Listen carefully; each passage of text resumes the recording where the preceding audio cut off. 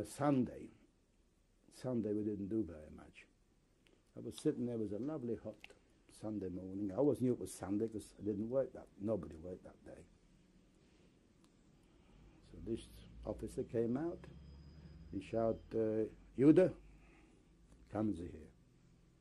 I said, Ich? Yeah. So I got up. And on my back, he wrote a note on my back. He wanted me to go to the crematoriums. I should pick up 10 boys, whoever I want, and I have to show this at the gate, and there'll be a wagon there, and we've got to bring back timber for the kitchens. They're running short of timber in the kitchen. That's it. Well, went to selected 10 boys, and we walked up to the gate, and I showed the soldier there at the gate, and he read it, and he counted. You think God knows how diamonds? He counted about 10 times. He counted in case he made a mistake, again and again and again. And on the end, he let us go. And we walked out, pushing this wagon. There was a wagon there, a wooden like handcart. Yeah, and I was walking in the front, and I remember we come to the gates of the Birkenau crematorium. Yeah. On the side, I've noticed on the right-hand side, there was a narrow stream, maybe 3-4 foot wide, but I don't know how deep. And I saw carp, the head of the carp. The fish were massive, massive. In fact, one of my chaverman inside told me they're feeding them on ashes, the ashes from the people. They used to feed to the carp. They were like monsters, because I didn't want no trace, you see. Anyway, when I opened the gate, we walked in, and we're putting the timber on the wagon, and all of a sudden, I hear a voice, Leibel. I turn around, it was one of my neighbours in Ostrovce. He was only living a little, maybe 6-7 houses away from us.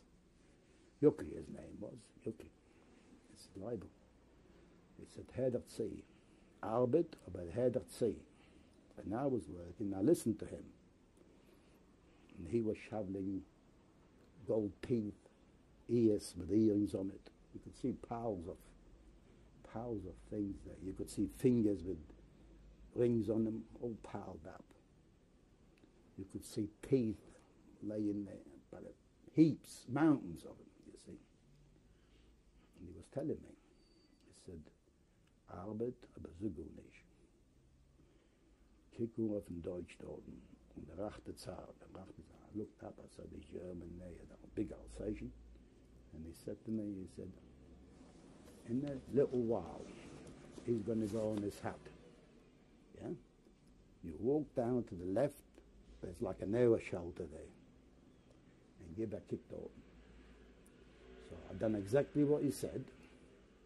As the German walked in this hut, I crept down the side.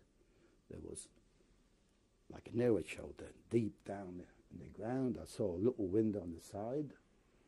I didn't know what it's all about. I came down, and inside was beautiful, clean, spotless. It had numbers all around the wall, and it said in Polish and in all different languages, if you forget the number of your clothes, we are not responsible. We are now going to have a shower. Yeah? I noticed there was a big opening. I was looking all around, I'm sitting all around. I look at a little window, little tiny window up above. I come back and said, what's all the numbers? If you forget your clothes, the number of your clothes, you don't get your clothes back. What does it mean?